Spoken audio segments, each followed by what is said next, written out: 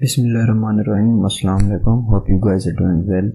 तो आज हम देखने जा रहे हैं कि गिट और गिटहब में क्या फ़र्क है और ये क्या चीज़ें हैं और किस लिए यूज़ होती हैं। तो आइए चलते हैं और देखते हैं कि गिट क्या है और गिटहब क्या है और हम इनको किस लिए यूज़ करते हैं।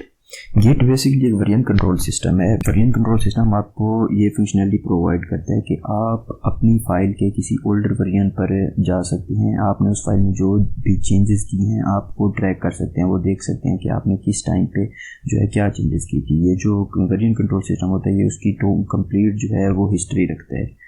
अब ऐसे है कि आपने कोई चीज़ लिखी रजिस्टर के ऊपर, ठीक है, आपको लगा कि नहीं भाई ये तो गलत है, ये तो मैंने सही नहीं लिखा, आपने उसको इरेज करके दोबारा कोई नई चीज़ लिखी थी। फिर आपको लगा कि नहीं भाई ऐसे तो नहीं, वो तो पहले वाली चीज़ सही थी, फिर आपको दोबारा वो चीज़ लिखनी पड़ेगी। इसको समझते हैं एक एग्जांपल से। अभी आप देखें, लेट्स सपोज आपके रूम के अंदर जो है जो इक्विपमेंट है वो कुछ इस तरह से अरेंज है, ठीक है। आपको लगता है कि नहीं भाई ये जो है ना ये यहाँ पे होनी चाहिए थी और ये जो सामान है ये इधर होना चाहिए था, तो आपने वो चेंजेस कर दी।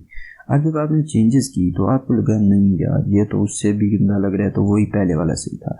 तो वर्जन कंट्रोल सिस्टम क्या करेगा, वो ये करेगा कि आपकी ये जो स्टेट थी इसको भी अपने पास रखेगा, उसके बाद जो आपने चेंजेस की ये जो स्टेट आ गई इसको भी अपने पास रखेगा। अब अगर आपने इस स्टेट से वापस इस स्टेट में आना है, इस वर्जन में आना है, यहाँ पे स्टेट या वर्जन एक ही चीज़ में यूज़ कर रहा हूँ, तो अगर आपने इस वर्जन पे आना है तो वो सिंपली आपको अलाउ करता है कि आप पिछले वर्जन पे चले जाएं। लेकिन अगर ये केस ना होता तो आपने जब ये किया था चेंजेस की थी इधर, तो फिर आपको दोबारा चेंजेस करनी पड़ती। जैसे मैंने कहा कि आपने एक फ़ाइल में चेंजेस की, फिर आपने चेंजेस की, फिर आपको पता फिर आपको लगा कि नहीं पहले वाली चीज़ सही थी, तो आप अगर वर्जन कंट्रोल सिस्टम यूज़ नहीं कर रहे तो आपको दोबारा उसी चीज़ का दोबारा आपको जो है वो, अगर कोड की बात करें तो कोड राइट करना पड़ेगा। लेकिन वर्जन कंट्रोल सिस्टम ये कहता है कि भाई मेरे पास हिस्ट्री पड़ी है, आपने जिस चेंजेस पे भी जाना है, रिवर्ट होना है, आप उस पर चले जाओ, कोई इशू नहीं। तो वर्जन कंट्रोल सिस्टम बेसिकली ये चीज़ होती है। इसकी एक और एग्जांपल देख लेता हूँ। अब आपके पास एक लेट्स सपोज वेब पेज है, ठीक है, जिसमें आपको यहाँ पे टेक्स्ट शो कराया गया है और इधर इमेज है, यहाँ पे शो इमेज है और यहाँ पे आपको टेक्स्ट शो कराया गया है। अब आप चाह रहे हो कि नहीं यार ये ना अच्छा नहीं लग रहा है, ये टेक्स्ट ऊपर होता और इमेजेस नीचे होती, ठीक है।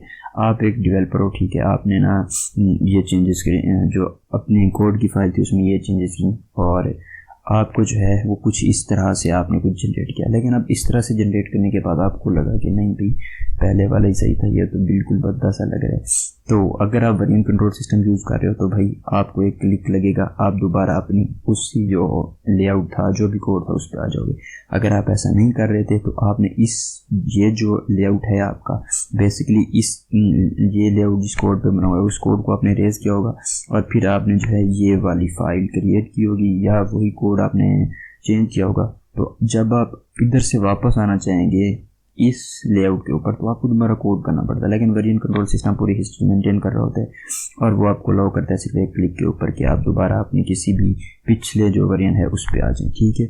अच्छा, तो अब जैसे मैंने यहाँ पे दिखाया हुआ है, लेट्स सपोज मेरे पास एक फाइल है, ठीक है, उसमें मेरे पास 3 वर्जन है और अब मैं यहाँ पे बैठा हूँ और मुझे लगा कि नहीं भाई वर्जन फाइल जो था, वर्जन 1 जो था वही मेरे लिए बेस्ट था, तो मैं इजीली यहाँ से यहाँ पे रिवर्ट हो जाता हूँ। तो ये बेसिकली जो है हमारे पास है गिट।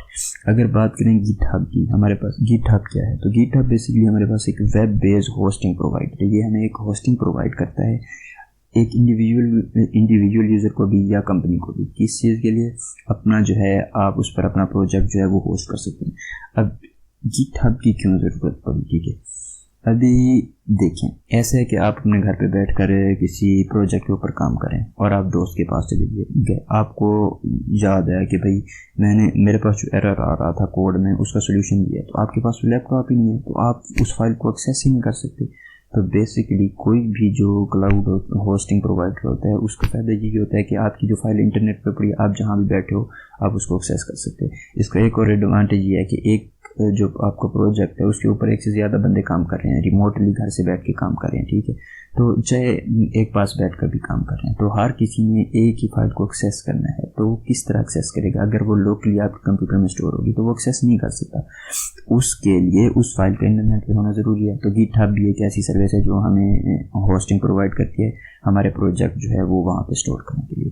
तो ये बेसिक था कि गिट और गिटहब क्या है, ठीक है। अब इन दोनों का आपस में कनेक्शन क्या है? गिट बेसिकली यूज़ होती है हमारी फाइल्स वगैरह होती हैं उनको मेंटेन करने के लिए, और गिटहब जो होती है हमारी वही फाइल जो हम गिटहब पे स्टोर करते हैं, तो इंटरनेट पे स्टोर करने के लिए गिटहब यूज़ होता है। ठीक है, अब हम देखते हैं कि गिट बेसिकली काम कैसे करता है। ओके, तो अब यहाँ पर देखिए हमारे पास आपके लैपटॉप में कोई भी लोकल फोल्डर होगा जिसके ऊपर आप बैठकर लेट्स सपोज कोडिंग कर रहे हैं। ठीक है, उसके अंदर आपकी कितनी 4 फाइल्स हैं। तो गिट एक सॉफ्टवेयर है जो आपको इंस्टॉल करना पड़ता है। ठीक है, वो हम अगली वीडियो में देखेंगे कि किस तरह जो है हमने वो करना है। ठीक है, अब आपके पास एक लोकल फोल्डर है, उसके अंदर 4 फाइल्स पड़ी हैं।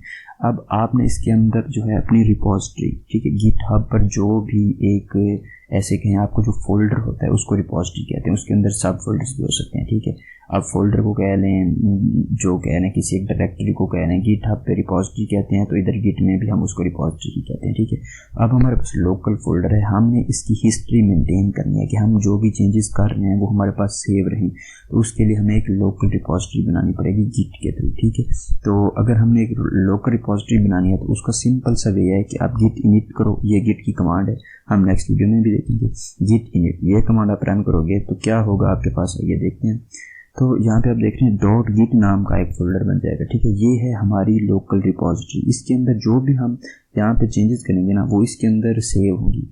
ऐसा नहीं है कि हमने जो भी चेंजेस की वो ऑटोमेटिकली सेव होती जाएंगी, नहीं, ये हम पे डिपेंड करते हैं हम कौन सी चेंजेस जो है वो स्टोर करवाना चाहते हैं, कौन सी चेंजेस नहीं करवाना चाहते। ठीक है, अब लेट्स सपोज आपने एक लेआउट बनाया, उसको आपने चेंज किया और आप चाहते हो कि इसको जो है मैं अपनी हिस्ट्री में रखूँ, तो आप सिंपली गिट ऐड डॉट का मतलब ये आपके अंदर जितनी भी फाइल्स पड़ी हुई हैं वो सारी की सारी इस रिपोजिटरी में उनका रिकॉर्ड आ जाए। ठीक है, और अगर आपने कोई स्पेसिफिक फाइल करनी, लेट्स सपोज फाइल 1 करनी है, तो यहाँ पे आप गिट ऐड फाइल 1 कर सकते हैं। अच्छा, और बात, गिट ऐड कमांड रन करने से हमारी जो फाइल है वो यहाँ पर आकर स्टोर नहीं होती, बल्कि वो एक टेम्परेरी लोकेशन पे सेव होती है, वो भी इसी गिट के अंदर ही है। ठीक है, तो देखते हैं किस तरह होता है। गिट ऐड डॉट जब हम करते हैं तो बेसिकली हमारे पास गिट फोल्डर या रिपोजिटरी के अंदर एक फाइल होती है इंडेक्स फाइल।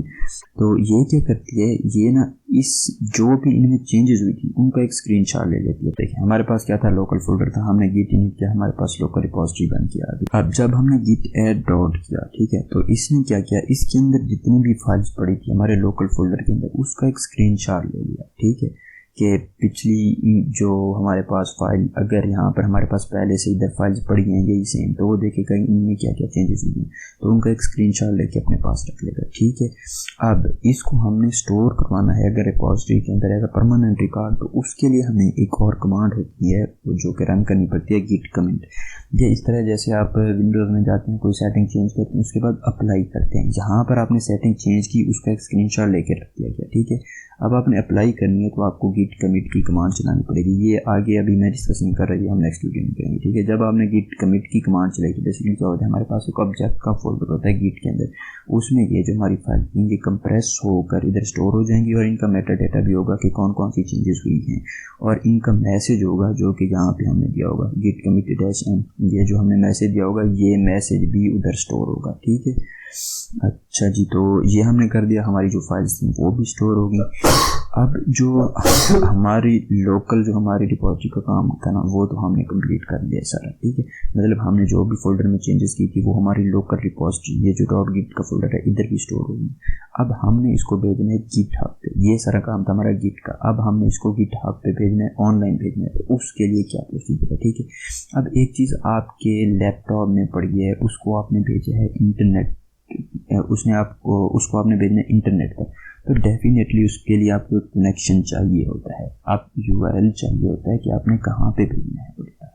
तो वो हमें यहाँ पर हमारी लोकल रिपोजिटरी और जो हमारी गिटहब पे ऑनलाइन रिपोजिटरी पड़ी है उसके दरमियान एक कनेक्शन बनाना पड़ेगा ताकि हम डेटा सेंड कर सकें। ठीक है, तो उसके लिए हम गिट में जो कमांड यूज़ होती है वो होती है गेट रिमोट। रिमोट का मतलब ऑनलाइन होता है, हम इसको कह रहे हैं कि भाई ऐड कर दो, ये हम ऐसे समझ यहाँ पे एक वेरिएबल यूज़ करें। ठीक है, माई रिपो या ओरिजिन जो मर्जी ये हम बाद में यूज़ करते हैं, इंस्टेड ऑफ हमें हर दफ़ा URL यूज़ करना पड़े, आगे हम URL दे देते हैं।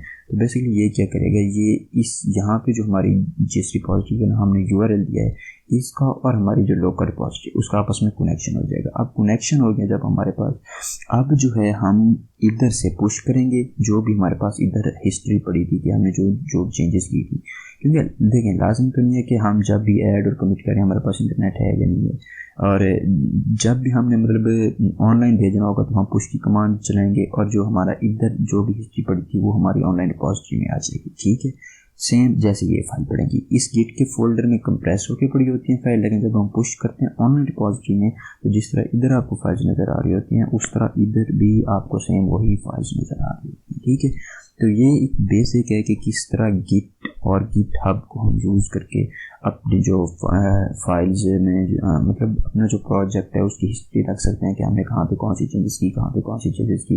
जैसे हमने वो वेब वाला देखा था, यहाँ पे हमें टेक्स्ट हो रहा था, यहाँ पे हमें इमेज हो रही होती, उसको हमने चेंज किया, फिर हम चाह रहे थे कि नहीं यार पिछले वाला सही था, तो हम इजीली जो है पिछले वाले वर्जन पे रिवर्ट हो सकते हैं इंस्टेड ऑफ री राइटिंग इंटायर को। तो ये था गिट और गिट हब का थ्योरेटिकली कि हम किस तरह जो है वो गिट और गिट हब को यूज़ करके अपने प्रोजेक्ट जो है वो गिट हब पे स्टोर करवा सकते हैं। नेक्स्ट वीडियो में हम देखेंगे गिट हब का अकाउंट कैसे बनाना है, गिट को कैसे इंस्टॉल करना है और गिट को यूज़ कैसे करना है। ठीक है, तो thank you for watching the video, मिलते हैं नेक्स्ट वीडियो में।